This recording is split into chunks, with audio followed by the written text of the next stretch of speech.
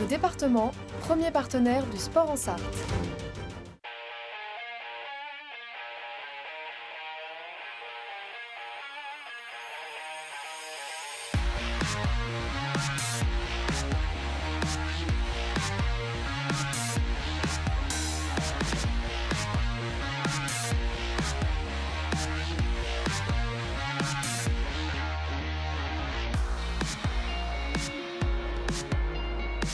Bonsoir à toutes et à tous, très heureux de vous retrouver pour un nouveau numéro de 72 Sport, votre émission d'actualité sportive locale. Regardez ce qui vous attend ce soir au programme de 72 Sport. On parlera du Mans FC qui s'est imposé du côté du stade Marcel Picot à Nancy. On parlera basket avec le MSB qui s'est malheureusement incliné sur le parquet du Portel. On parlera cyclisme également avec notre invité Jérémy Levaux, le coureur de la formation Van Riesel à Roubaix, sera avec nous dans quelques instants. Et puis en quatrième et dernière partie d'émission, on parlera basket avec les 24 heures basket qui se déroulent ce week-end du côté de Neuville-sur-Sarthe. Mais tout de suite, l'info à la une.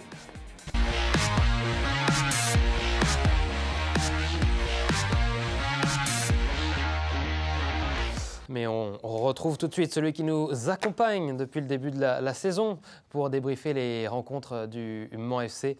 Marc Moreau, bonsoir. Bonsoir Antoine. Vous êtes journaliste au sein du quotidien Le Maine Libre. Regardez cette une de 72 Sports. La remontée, on aurait peut-être pu mettre aussi un point d'interrogation. La remontée déjà au classement, ça on en a déjà parlé il y a quelques semaines encore. Le Mans FC était dans la zone rouge de ce championnat de national et luttait pour son maintien. Et désormais, le Mans FC peut-être pense aussi dans un coin de sa tête à la montée en Ligue 2. Elle est encore possible puisque le Mans FC est actuellement à 5 points de cette montée en Ligue 2. Mais avant de parler potentiellement montée, on parle évidemment de cette rencontre ce vendredi donc au stade Marcel Picot. Vous y étiez justement, Marc, dans ce magnifique stade de Nancy, avec une rencontre assez dingue. On va voir tout de suite le premier but. Monceau, avec dès la 6e minute de jeu, c'est Dame Gay qui vient inscrire le premier but. Monceau 1-0, puis 2-0 grâce à Hugo Vargas Rios. Le Mans va ensuite prendre son premier but. Il est l'œuvre de Cheikh Ibrahima Touré. Réduction du score pour les Nancéens, 2-1. Cheikh Ibrahima Touré qui va inscrire le but de l'égalisation également, 2-2 à la pause. Et puis Mehdi Boussaïd, il va de son but au retour des vestiaires, 3-2. Puis 4-2 toujours avec Mehdi Boussaïd, 4-2. Puis 5-2 grâce à un but d'Alexandre Loret. Réduction de l'écart avec ce but ici d'Alexis Lefebvre pour le 5-3. Et puis en toute fin de rencontre, c'est Hugo Ragoubert qui va inscrire ce magnifique but pleine lucarne pour inscrire le 6e but Monceau. Score final 6-3 et victoire donc des Monceaux. 9 buts marqués, Marc, dans ce match. C'était plus arrivé en national depuis 3 ans et demi. Vous avez dû vous régaler. Ouais, on a bien fait de faire le déplacement. Franchement, on en a eu pour notre compte parce que c'était en plus des 9 buts, c'était vraiment un bon match. C'était un bon match dans une belle ambiance. Il y avait 10 000 personnes à Marcel Picot, un COP nancéen qui n'a pas cessé de chanter. C'était aussi très sympa de voir ça. À la fin du match, les joueurs sont allés à la rencontre du COP. C'est un supporter qui a pris le micro, qui leur a dit non, mais on voulait la victoire, mais ce qu'on veut, c'est on est patient, promis, c'est l'année prochaine qu'on compte sur vous pour monter. Donc ça sentait vraiment le football, quoi. C'est ce qu'on disait un petit peu avant l'émission. C'était vraiment un super déplacement, un très bon accueil là-bas à Nancy. Et puis des beaux buts aussi, parce que des deux côtés, la réduction du score à 5-3, elle est magnifique aussi de Nancy. Le but de Ragoubert qui termine la rencontre, il est splendide. C'était vraiment les deux buts de Boussaïd aussi. Non, c'était vraiment très sympa. Une victoire méritée sur l'ensemble du match pour Le Mans quand même qui a dominé son sujet, qui a été enfin efficace. C'est ce que cherchait l'équipe depuis le début de saison. Mathieu Chabert disait en arrivant que c'était un manque de confiance qui allait... Une fois qu'ils allaient passer ce manque de confiance-là, le Mans allait être efficace. Et force est de constater que ça se vérifie là. Il n'y a pas eu finalement beaucoup plus d'occasions que les 6 buts que le Mans a marqués. Ça a été assez chirurgical. En plus, sur des actions menées en contre très rapidement. Le premier but, c'est 3 passes après la récupération de balle. 2 récupérations de balle des 2 premiers buts. De récupération haute, c'est ce que Mathieu Chabert voulait. On voit vraiment que sa philosophie de jeu est respectée, elle est efficace, elle se vérifie en fait, ça c'est très important pour la fin de saison qu'on évoquera, mais aussi pour la saison prochaine pour le Mans FC. Donc non, il y a eu énormément de points positifs en défense. Alors ils prennent 3 buts, hein, c'est jamais très bon, Mathieu Chabert l'a rappelé à la fin, mais finalement c'était un peu, on va dire, dans l'effervescence de la rencontre, et la défense a quand même tenu bon. Alors c'est 2-3 craquages sur les buts, notamment de Paul Lehou, mais il s'est quand même rattrapé après, et on n'a pas grand chose à lui reprocher depuis qu'il est revenu dans le 11 de départ, donc ce serait un peu dur de tomber sur lui. Non, c'était encourageant, et même si on veut voir le verre à moitié vide, un peu frustrant de voir toutes ces capacités du Mans FC qui n'ont pas été exploitées plus tôt. Notamment dans la première partie de saison. Évidemment, 6 buts pour le Mans, démonstration offensive. Et puis seulement la deuxième défaite à domicile infligée à Nancy. Nancy qui n'a perdu donc que 2 fois cette saison à Marcel Picot. Et le Mans FC a réussi à battre donc Nancy sur son terrain. Nancy qui était prétendant à la montée, qu'il l'est mathématiquement encore, si je ne dis pas de bêtises. C'était important de remporter ce match, évidemment. Ouais, c'était important parce que en cas de défaite, ça se nie complètement et presque mathématiquement, je pense, la fin des illusions pour le Mans FC. On en parlera, mais c'est peu probable que le Mans monte. Mais il y a encore une possibilité qui n'est pas non plus très faible pour le Mans FC. Évidemment, le Nancy avait 2 points d'avance avant le match. Maintenant, ils sont 1 point derrière, ça en fait 1 de moins.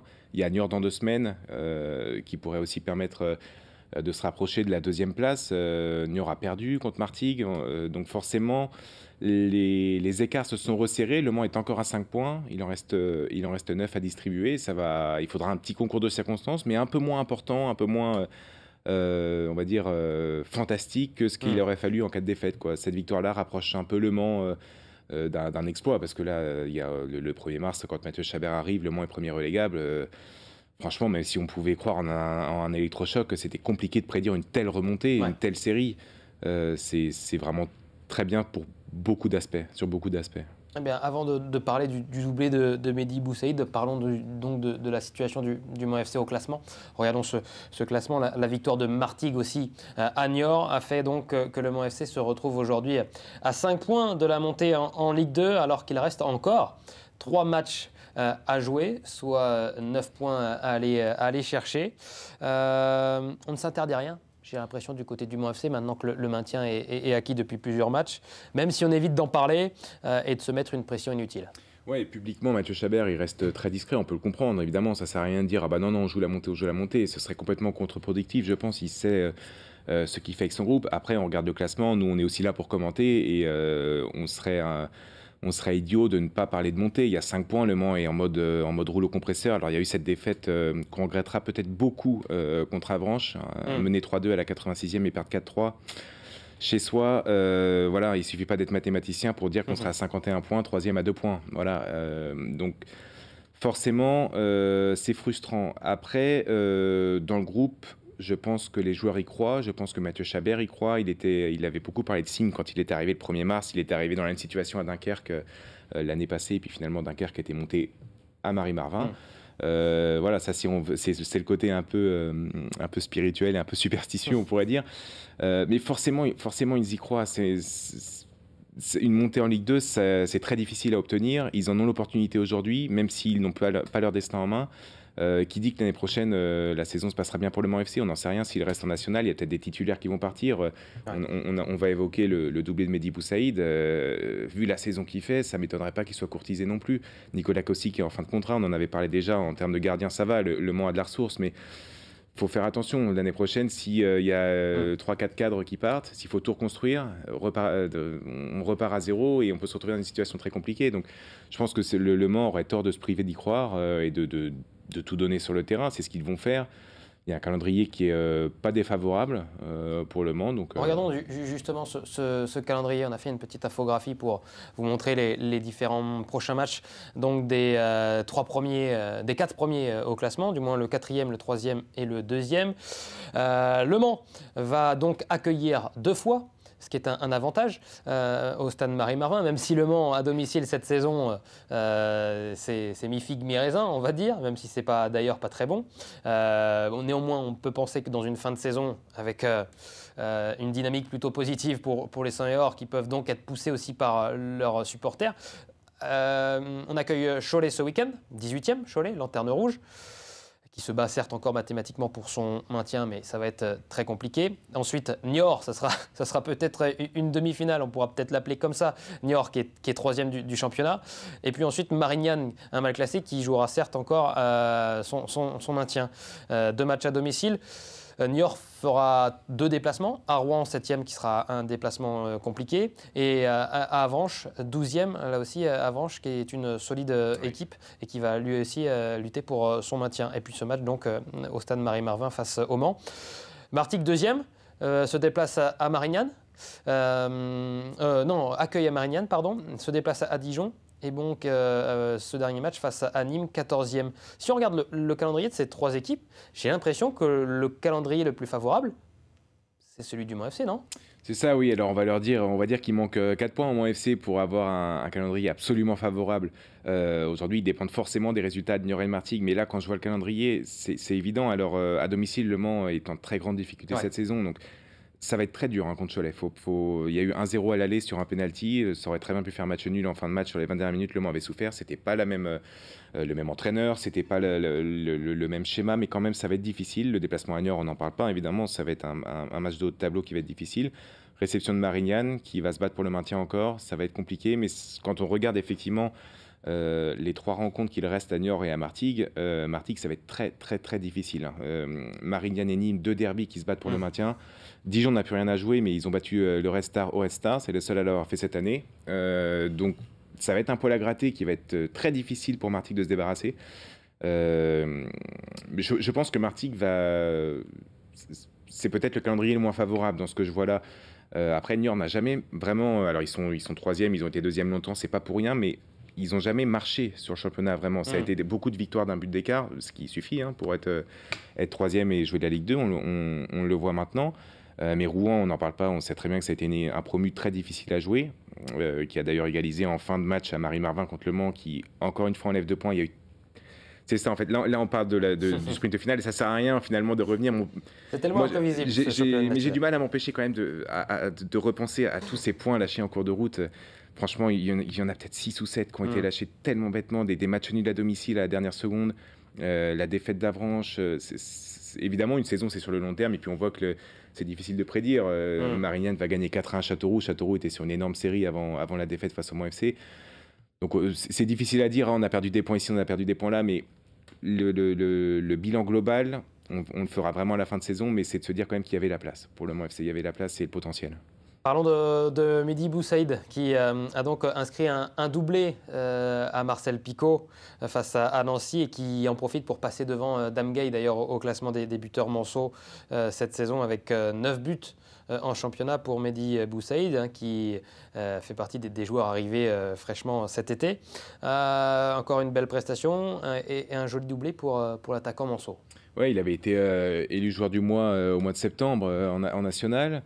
Il a longtemps été meilleur buteur, il le repasse maintenant. Ces 2 buts, ils sont très beaux, ils sont très posés. Enfin, je veux dire, fallait avoir le sang-froid pour les mettre quand même. Le petit crochet dans la surface et ensuite la frappe forte au milieu du but. Bon, il est très lucide, mais c'est ce qui, entre guillemets, m'inquiète pour la saison prochaine. Alors, j'ai pas forcément les détails de son contrat.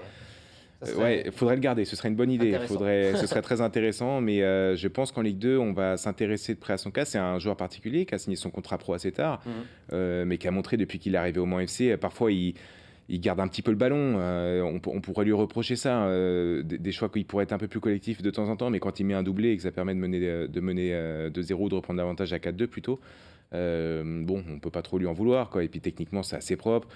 Dans l'état d'esprit, ça semble assez irréprochable au sein du groupe, en tout cas de ce que nous on peut voir. Voilà, c'est pas le seul. Dame Gay, Hugo Vargas Rios ont fait un super match aussi à Nancy, mais il s'est imposé petit à petit et aujourd'hui il est incontournable, clairement. Donc ce serait une bonne idée de le garder parce que ça va clairement être un cadre.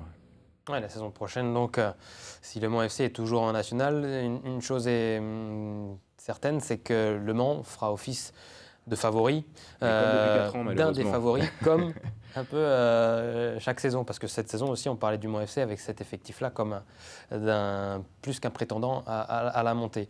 Le Mans qui l'est d'ailleurs encore. Oui, évidemment. donc en soi, c'était pas totalement faux comme pronostic, mais Le Mans pourrait peut-être pas être à la place du Red Star, parce que eux, pour le coup, ont marché sur le championnat, ils méritent absolument leur montée. Et 62 points, peut-être qu'on n'y serait pas, mais Mais voilà, il y a eu des choix aujourd'hui qui ont payé, qui n'ont pas été faits avant. Alors, je l'ai souvent dit ici, et puis dans les colonnes du Maine Libre, évidemment, que ce serait injuste de se jeter, de mettre la faute sur Réginald Doré, qui a apporté beaucoup au club aussi. Mais il y a des choix. Là, on voit Igor Vargas Rios contre Nancy, de passe décisive, un but. Il joue plus haut, alors qu'en défense, ça allait pas à gauche. C'était à gauche, ça allait pas, il se faisait prendre dans le dos. Alors c'est facile de commenter, hein, extrêmement facile d'être à notre place, c'est beaucoup plus facile d'être sur le banc, ça va être beaucoup plus difficile d'être sur le banc, il n'y a aucun doute. Mais voilà, c'est des choix qui ont été faits. On peut pas dire que c'est juste un électrochoc de Mathieu Chabert, c'est des choix qui ont été faits. On a beaucoup parlé de Mathieu Coutader aussi, qui a été mis en dehors du groupe, dont les performances étaient discutables. Tout ça, ça a été des choix de Mathieu Chabert, pas l'électrochoc de son arrivée. Donc on peut quand même, si on ne doit pas mettre toute la faute sur Réginald Doré, on peut quand même mettre beaucoup de crédit au choix de Mathieu Chabert. Et si Le Mans en est là aujourd'hui, c'est grâce aux joueurs, mais c'est aussi en grande partie grâce à Mathieu Chabert quand même. Merci Marc Moreau d'avoir été notre invité pour débriefer cette rencontre du Mans FC face à Nancy et puis nous parler aussi potentiellement de cette montée que nous souhaitons toutes et tous. Évidemment, prochain match donc du Mans FC, ça sera vendredi au stade Marie-Marvin. Allez-y, n'hésitez pas à aller encourager les 100 et or dans ce sprint final. Coup d'envoi de la rencontre 19h si je ne dis pas de bêtises. 19h30, ce sera 21h contre Niort et 18h le samedi le dernier match. C'est un peu perturbé cette fin de saison. Horaire décalé pour faire en sorte que tous les matchs se jouent en même temps. Mais donc vendredi à 19h30 pour ce match face à la lanterne rouge de ce championnat de national, le derby entre Cholet et Le Mans FC. Merci beaucoup Marc Moreau. Merci Tout de suite, on parle de basket avec Romain Quette, on parle du MSB. À tout de suite.